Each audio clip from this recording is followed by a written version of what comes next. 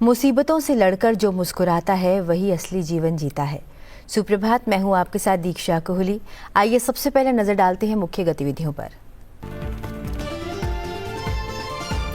London जा रहा air India का विमान अहमदाबाद एयरपोर्ट के पास दुर्घटनाग्रस्त, 200 से अधिक की मौत। पूर्व मुख्यमंत्री विजय रूपानी भी मृतकों में शामिल।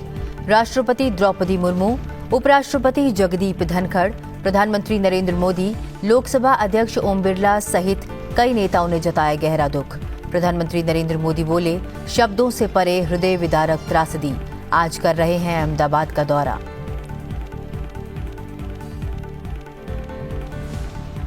अहमदाबाद हादसे पर वैश्विक शोक। यूएन महासचिव, ब्रिटेन के पीएम किएटर स्टारमर, कनाडा के पीएम मार्क कार्नी, रूस के राष्ट्रपति पुतिन सहित कई विश्व नेताओं ने जताया शोक। दुर्घटना में मारे गए लोगों के परिजनों के प्रति व्यक्त की संवेदनाएं। गृह मंत्री अमित शाह ने किया घटनास्थल का दौरा। ईंधन जलने से मौके पर बेहद ऊंचा तापमान, बचाव की कोई संभावना नहीं रही। अस्पताल में घायलों से मिले। विमान हादसे में एकमात्र जीवित व्यक्ति से भी की मुलाकात।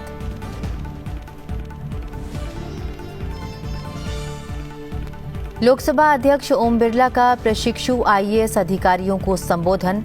लबासना मसूरी में 127वें इंडक्शन ट्रेनिंग प्रोग्राम के समापन समारोह में बोले, प्रशासनिक अधिकारियों में राष्ट्र निर्माण और सामाजिक आर्थिक बदलाव लाने की है क्षमता। महंगाई में राहत। खुदरा मुद्रास्फीति 6 साल के न्यूनतम स्तर पर।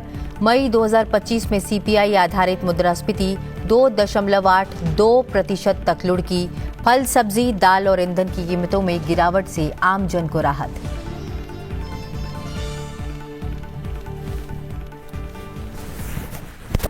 गुरुवार को सरदार वल्लभ भाई पटेल अहमदाबाद एयरपोर्ट पर भीषण विमान हादसा हुआ। अहमदाबाद से लंदन जा रहा एयर इंडिया का विमान टेक ऑफ के तुरंत बाद हादसे का शिकार हो गया। लंदन जाने के लिए उड़ान भरने के कुछ ही देर के बाद यह विमान एक रिहायशी इलाके में गिर गया था। एयर इंडिया के इस विमान में गुजरात के पूर्व मुख्यमंत्री विजय रूपानी सहित 242 यात्री सवार थे। एयर इंडिया ने इसमें सवार 242 लोगों में से 241 लोगों के मारे जाने की पुष्टि की है। विमान में 230 यात्री और 12 क्रू मेंबर थे। यात्रियों में 169 भारतीय नागरिक, 53 ब्रिटिश नागरिक, 1 कनाडाई नागरिक और 7 पुर्तगाली नागरिक हैं। अहमदाबाद में एयर इंडिया की फ्लाइट के दुर्घटनाग्रस्त होने के बाद राहत और बचाव कार्य में नागरिक प्रशासन की सहायता के लिए भारतीय सेना ने मोर्चा संभाल लिया है। भारतीय सेना, वायुसेना और भारतीय तटरक्षक बल दुर्घटना स्थल पर मौजूद रहे। मौके पर 500 से अधिक कर्मी बचाव कार्य में लगे हुए हैं और पीड़ितों को ढूंढकर निकाल रहे हैं। 30 एम्बुलेंस और फायर ब्रिगेड की गाड़ियां भी घटनास्थल पर मौजूद हैं। सेना के 130 जवानों की अलग अलग टीमें त्वरित मानवीय सहायता और आपदा राहत प्रयासों के लिए बनाई गई हैं। प्रधानमंत्री नरेंद्र मोदी ने अहमदाबाद में हुए एयर इंडिया विमान हादसे पर गहरा दुख व्यक्त किया है और इस घटना को शब्दों से परे हृदय विदारक बताया है। प्रधानमंत्री नरेंद्र मोदी ने गुरुवार को सोशल मीडिया प्लेटफॉर्म एक्स पर एक पोस्ट में कहा, अहमदाबाद में हुई त्रासदी ने हमें स्तब्ध और दुखी कर दिया है। यह शब्दों से परे हृदय विदारक है। इस दुख की घड़ी में मेरी संवेदनाएं इससे प्रभावित सभी लोगों के साथ हैं। मैं उन मंत्रियों और अधिकारियों के संपर्क में हूं जो प्रभावित लोगों की सहायता के लिए काम कर रहे हैं। वहीं राष्ट्रपति द्रौपदी मुर्मू ने अहमदाबाद विमान हादसे को लेकर दुख जताया है। उन्होंने कहा, अहमदाबाद में हुए विमान हादसे के बारे में जानकर मैं बहुत दुखी हूं। यह एक हृदय विदारक आपदा है। मेरी संवेदनाएं और प्रार्थनाएं प्रभावित लोगों के साथ हैं। इस अवर्णनीय दुख की घड़ी में पूरा देश उनके साथ खड़ा है।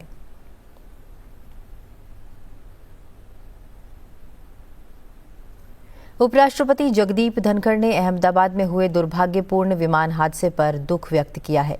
सोशल मीडिया पोस्ट में उपराष्ट्रपति जगदीप धनखड़ ने कहा, अहमदाबाद में हुई दुर्भाग्यपूर्ण घटना ने हमें एक विनाशकारी मानवीय त्रासदी का सामना करने पर मजबूर कर दिया है।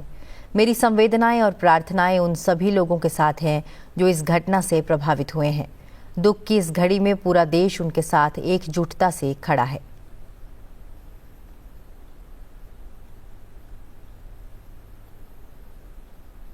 वहीं लोकसभा अध्यक्ष ओम बिरला ने हादसे पर दुख प्रकट करते हुए कहा कि अहमदाबाद, गुजरात में विमान दुर्घटना की खबर जानकर व्यथित हूं।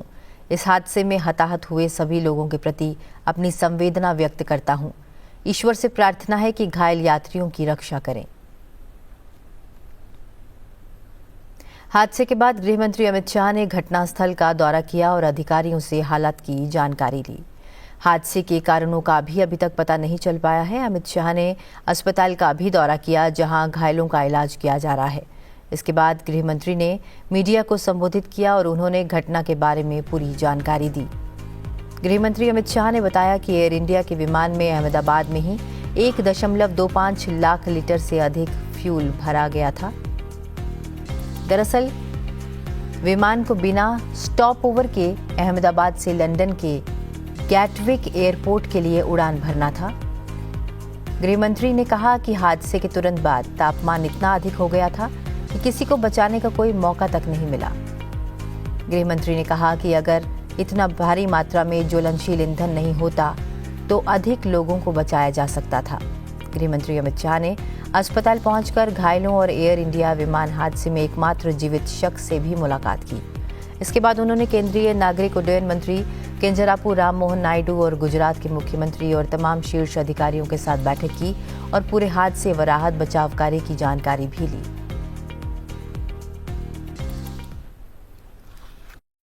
इस विमान में कुल मिलाकर 230 यात्री देश के और विदेश के और 12 क्रू मेंबर सवार थे। इसमें से एक यात्री का बचने का अच्छा समाचार मिला है। मैं उनको मिलकर आया हूं। मृत्यु का आंकड़ा तो डीएनए परीक्षण और यात्रियों की पहचान के बाद ही अथॉरिटी अधिकृत रूप से घोषित करेगी। घटना के तुरंत बाद गुजरात सरकार ने बहुत त्वरा से डिजास्टर मैनेजमेंट की सारी इकाइयों को अलर्ट करते हुए राहत और बचाव का कार्य चालू किया। मगर 1.25 लाख लीटर ईंधन विमान के अंदर ही था और लगभग गर्मी तापमान इतना ऊंचा हो गया कि किसी को बचाने की मौका ही नहीं मिला। 10 ही मिनटों में हादसे के भारत सरकार के पास सूचना पहुंची। तुरंत ही मैंने मुख्यमंत्री जी, यहाँ के गृह मंत्री, होम डिपार्टमेंट के control room, civil aviation department, civil aviation मंत्री, सभी से संपर्क किया। प्रधानमंत्री जी का भी तुरंत ही फोन आ गया और भारत सरकार और गुजरात सरकार के सभी डिपार्टमेंट एक साथ होकर राहत और बचाव कार्य में लगे। Right from Indian Army, NDRF, state police, medical departments, including aviation concerned departments, everyone has attended immediately. The fire department, to the best of their abilities, they have been functioning here and doing the rescue operations. Very sad to know that Vijay Rupani ji, Chief Minister, was also there, and like you were mentioning, other nationals were also there, children were also there. I would only say that each and every life is precious to us. Each and everyone is a very important person to us. So it's an incident which has shaken the nation also. वहीं इस घटना के बाद Britain के प्रधानमंत्री कीयर Starmer, Canada के प्रधानमंत्री mark Carney, रूस के राष्ट्रपति व्लादिमीर पुतिन सहित कई विश्व नेताओं ने शोक व्यक्त किया है और प्रभावित लोगों के प्रति अपनी संवेदनाएं प्रकट की हैं। अमेरिकी राष्ट्रपति डोनाल्ड ट्रंप ने अहमदाबाद में एयर इंडिया विमान दुर्घटना पर दुख व्यक्त किया है। उन्होंने कहा कि इस त्रासदी के बाद अमेरिका हर संभव सहायता देने के लिए तैयार है। उन्होंने कहा कि यह एक भयानक दुर्घटना थी, किसी को भी नहीं पता कि ये क्या हो सकता है। Plane crash was terrible. I've already told them anything we can do. It's a big country, a strong country. They'll handle it, I'm sure. But I let them know that anything we can do, we'll be over there immediately. But it was a horrific crash. It looks like most are gone. They actually maybe have a couple survivors, which is just heard. But that was a horrible crash. Nobody knows. Nobody has any idea what it might be. I gave him a couple of pointers. I said, maybe you'll look at this or that. You know, we saw the plane. It looked like it was flying pretty well. It didn't look like there was an explosion. It just looked like the engines maybe lost power. But boy, that is a terrible crash. It's one of the worst in aviation history. Ursula von der Leyen ने कहा कि अहमदाबाद में विमान दुर्घटना की दुखद खबर भारत से आई है। इस भयावह हादसे से पीड़ित परिवारों और प्रियजनों के प्रति मेरी गहरी संवेदनाएं हैं। हम आपकी इस पीड़ा को साझा करते हैं। माननीय नरेंद्र मोदी, यूरोप इस दुख की घड़ी में आपके और भारत के लोगों के साथ एकजुटता प्रकट करता है। ब्रिटेन के प्रधानमंत्री कीर स्टारमर ने कहा, कई ब्रिटिश नागरिकों को लेकर लंदन आ रहे विमान के भारतीय शहर अहमदाबाद में दुर्घटनाग्रस्त होने का दृश्य भयावह है। उन्होंने कहा, मुझे पल पल की जानकारी दी जा रही है। इस अत्यंत दुखद समय में मेरी संवेदनाएं यात्रियों और उनके परिवारों के साथ हैं। Well, the images and news from India is absolutely devastating, and I speak for the entire country saying our thoughts are with each and every one of those involved. There will be British and Indian families across the land who are absolutely impacted by this, and our thoughts first and foremost are with them. Obviously the investigation is going on. We've dispatched an investigation team that's been deployed. The Foreign Secretary is leading on this, and we'll obviously update as soon as we can. But we're working with the Indian authorities on this to establish the facts. I would say to all families, friends of anybody affected to please contact the Foreign Office for further information. वहीं रूस के राष्ट्रपति Putin ने भारत के राष्ट्रपति और प्रधानमंत्री को भेजे संदेश में कहा कि अहमदाबाद हवाई अड्डे के नज़दीक हुए विमान हादसे के दुखद परिणामों पर मेरी गहरी संवेदनाएं स्वीकार करें। कृपया मृतकों के परिवारों के प्रति मेरी सहानुभूति और समर्थन व्यक्त करें और दुर्घटना में घायल हुए लोगों के शीघ्र स्वस्थ होने की कामना करें। इटली की प्रधानमंत्री जॉर्जिया मेलोनी ने कहा कि अहमदाबाद में हुए दुखद विमान हादसे से बहुत दुखी हूं। इतालवी सरकार और अपनी ओर से मैं पीड़ितों के परिवारों के प्रति अपनी गहरी संवेदना व्यक्त करती हूं और इस दुख की घड़ी में भारतीय लोगों के साथ पूरी एकजुटता व्यक्त करती हूं।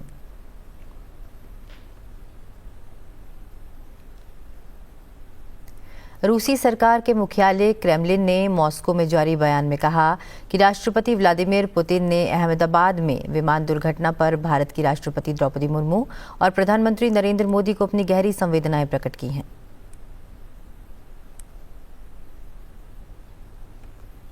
लोकसभा अध्यक्ष ओम बिरला ने कहा कि जनजीवन में सकारात्मक परिवर्तन लाना ही सिविल सेवकों का मार्गदर्शन और उद्देश्य होना चाहिए। उन्होंने अधिकारियों से आग्रह किया कि वे शासन में नवाचार और पारदर्शिता को प्रभावी उपकरण के रूप में अपनाएं ताकि समाज की बेहतरी सुनिश्चित हो सके और आमजन की उपेक्षाओं की पूर्ति की जा सके। लाल बहादुर शास्त्री राष्ट्रीय प्रशासन अकेडमी मसूरी में 127वें इंडक्शन प्रशिक्षण कार्यक्रम के समापन समारोह को संबोधित करते हुए लोकसभा अध्यक्ष ओम बिरला ने कहा कि विशेषकर वंचित और हाशिए पर खड़े लोग प्रशासन से आशा रखते हैं और अधिकारियों का दायित्व है कि वे करुणा, निष्पक्षता और कर्तव्य बोध के साथ उनकी अपेक्षाओं पर खरा उतरें। हमारी कौशल दक्षता को निखार देगा, हमारे काम करने की सामूहिक पद्धति को नई दिशा देगा। वहां जनता की अपेक्षाएं, आकांक्षाओं को हम कैसे पूरा कर सकते हैं, क्योंकि बदलती हर परिस्थिति के अंदर मुझे भी एक सामाजिक राजनीतिक कार्यकर्ता लंबा अनुभव हो गया। छात्र जीवन से ही हमने विद्यालय से महाविद्यालय सब एक ही लक्ष्य रखा कि हमारी दिशा, हमारी सोच हमें लोगों के जीवन को परिवर्तन करने का होना चाहिए, और यही सामर्थ्य हमें हर दिन नए काम करने की ऊर्जा देता रहा। लेकिन जीवन के अंदर शिक्षण और प्रशिक्षण ये लगातार जीवन में सीखते रहना चाहिए। न शिक्षण पूरा होता, न प्रशिक्षण पूरा होता। परिस्थितियां बदलती है, समय बदलता है, समय के साथ लोगों के जीवन में परिवर्तन आता है, और दुनिया के अंदर जो परिवर्तन आता है उसको अगर हम दुनिया के परिवर्तन के साथ चलेंगे तो जीवन भर अध्ययन, शिक्षण, प्रशिक्षण हमारे जीवन का हिस्सा होना चाहिए। और इसीलिए आपका ये अनुभव निश्चित रूप से नई जीवन के अंदर नए व्यक्तित्व का विकास करेगा,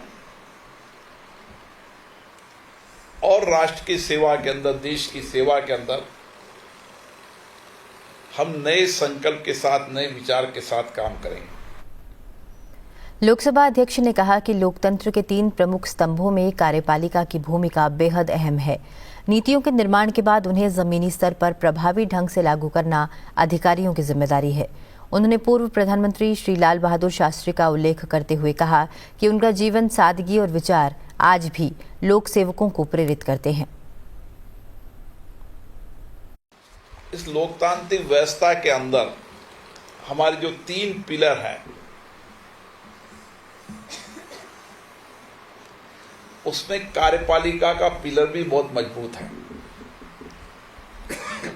राज्य हो, केंद्र हो, राज्य की लोकतांत्रिक संस्थाएं हो, केंद्र की लोकतांत्रिक संस्थाएं हैं, जो कुछ भी देश और राज्य की नीतियां हैं, पॉलिसीज है, कानून है, उन सबको एग्जीक्यूट करने का काम कार्यपालिका करती है। और हमारी कार्यपालिका जितनी दक्ष होगी, जितने नए दृष्टिकोण होंगे, नए विचार होंगे, बदलती दुनिया के अनुसार हमारी कार्यप्रणाली के अंदर भी परिवर्तन आएगा, तो हम और दक्षता से काम कर सकते हैं और बेहतर परिणाम दे सकते हैं। हमारा दृष्टिकोण होना चाहिए कि समाज के अंतिम व्यक्ति के जीवन में कैसे बदलाव लाया जा सकता है।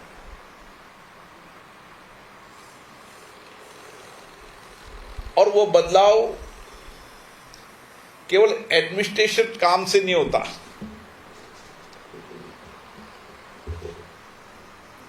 एडमिनिस्ट्रेशन काम से अपना काम किया, इतना किया, उससे काम नहीं। उस जिले की परिस्थितियां, क्योंकि हर जिले की अलग अलग परिस्थितियां होती हैं, राज्य में भी जिले की परिस्थितियां अलग अलग होती है, लोगों के आचरण व्यवहार भी अलग अलग होते हैं। तो हमारा कई बार हम सोचते हैं कि हम लोगों को बदल नहीं सकते, लेकिन जिस अधिकारी में सामर्थ्य होता है वो लोगों के जीवन को भी बदल देता है, उनके आचरण व्यवहार को भी बदल देता है, वहां की कार्य पद्धति को भी बदल देता है, और आर्थिक और सामाजिक ढांचे के अंदर नया परिवर्तन करने का सामर्थ्य भी प्रशासनिक अधिकारी में होता है। भारत की उपभोक्ता मूल्य सूचकांक आधारित मुद्रास्फीति दर मई 2025 में घटकर 2.82% रह गई, जो पिछले वर्ष के इसी महीने की तुलना में काफी कम है। यह जानकारी गुरुवार को सांख्यिकी मंत्रालय द्वारा जारी बयान में दी गई। बता दें कि फलों और सब्जियों की कीमतों में नरमी से मई में खुदरा मुद्रास्फीति 6 साल के निचले स्तर यानी कि 2.82% पर आ गई। यह लगातार चौथा महीना है जब खुदरा मुद्रास्फीति भारतीय रिजर्व बैंक के 4% के औसत लक्ष्य से कम रही है। उपभोक्ता मूल्य सूचकांक पर आधारित खुदरा मुद्रास्फीति अप्रैल में 3.16% और मई 2024 में 4.8% थी। खुदरा मुद्रास्फीति का पिछला निचला स्तर फरवरी 2019 में रहा, यह 2.57% था। राष्ट्रीय सांख्यिकी कार्यालय की तरफ से बृहस्पतिवार को जारी आंकड़ों के मुताबिक मई में खाद्य मुद्रास्फीति 0.99% रही, जो एक साल पहले इसी महीने में 8.69% थी। मई 2025 की खाद्य मुद्रास्फीति का यह आंकड़ा अक्टूबर 2021 के बाद सबसे कम है। राज्यों और केंद्र शासित प्रदेशों में सबसे अधिक मुद्रास्फीति केरल में 6.46% दर्ज की गई। इसके बाद पंजाब 5.21%, जम्मू कश्मीर 4.55%, हरियाणा 3.67% और उत्तराखंड 3.47% का स्थान रहा। वहीं देश भर में सबसे कम खुदरा महंगाई दर तेलंगाना में 0.55% रही।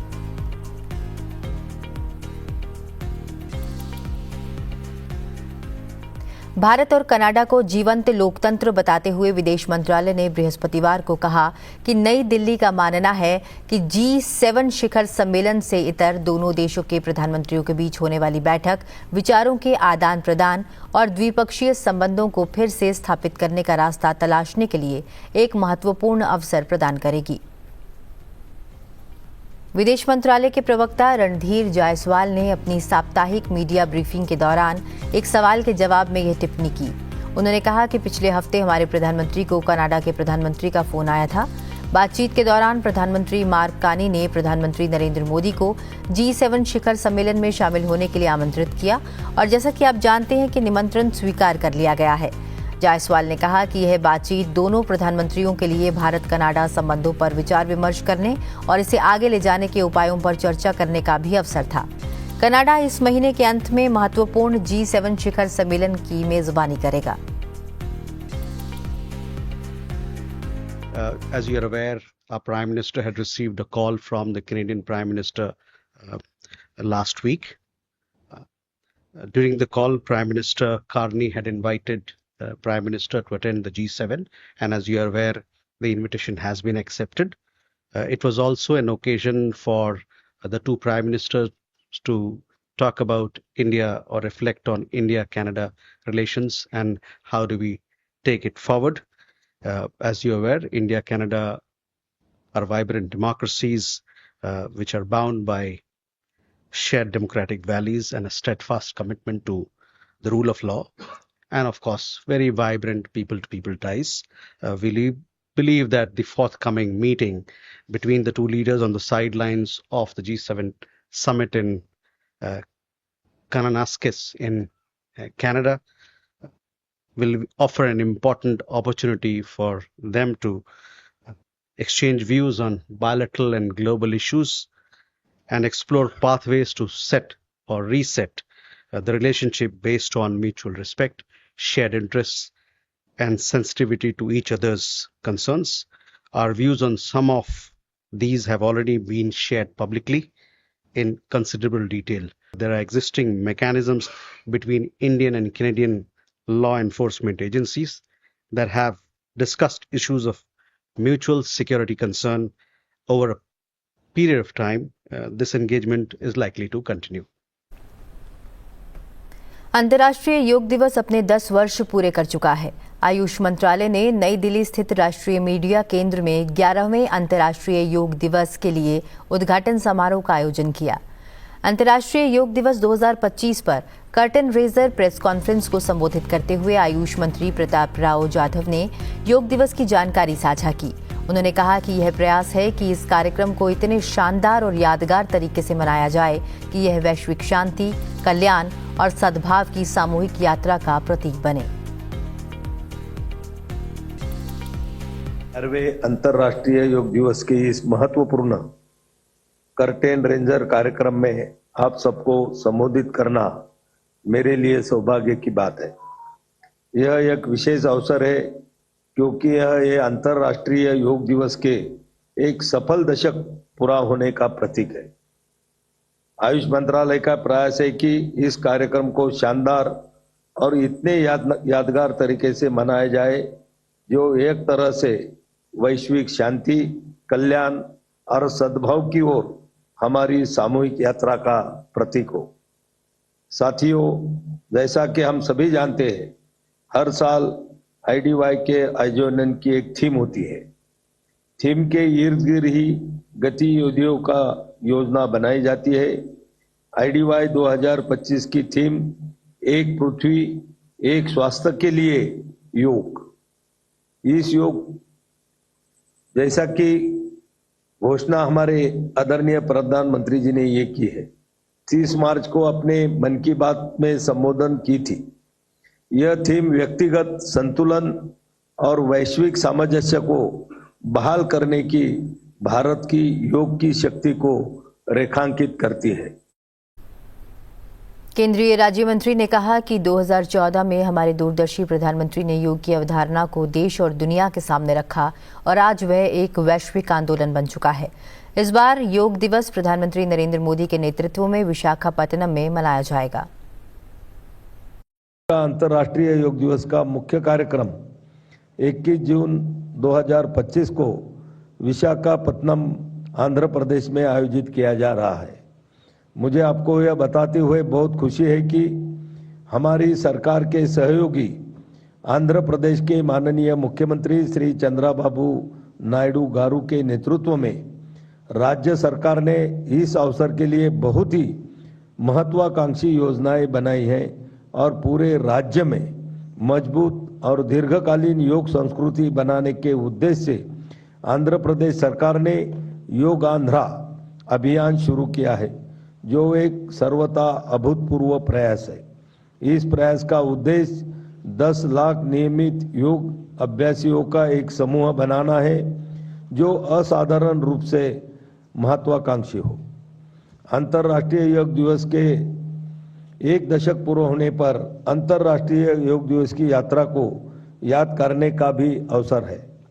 जैसा कि हम सभी जानते हैं, इसकी शुरुआत 2014 में हमारे आदरणीय प्रधानमंत्री श्री नरेंद्र मोदी जी द्वारा संयुक्त राष्ट्र महासभा में एक अत्यंत दूरदर्शी प्रस्ताव के जोरदार अनुमोदन के साथ हुई थी। भारतीय संस्कृति की प्राचीन परंपरा और विरासत में निहित इस प्रस्ताव को 175 से ज्यादा सदस्य देशों का अभूतपूर्व रिकॉर्ड समर्थन मिला था। विशाखापत्तनम में होने वाले अंतर्राष्ट्रीय योग दिवस का राष्ट्रीय कार्यक्रम संयुक्त राष्ट्र संघ के प्रतिनिधित्व द्वारा उत्पन्न दृष्टिकोण की शानदार अभिव्यक्ति होगा। और सुप्रभात में फिलहाल इतना ही। मुझे दीजिए इजाजत, बने रहिए सन टीवी के साथ। नमस्कार।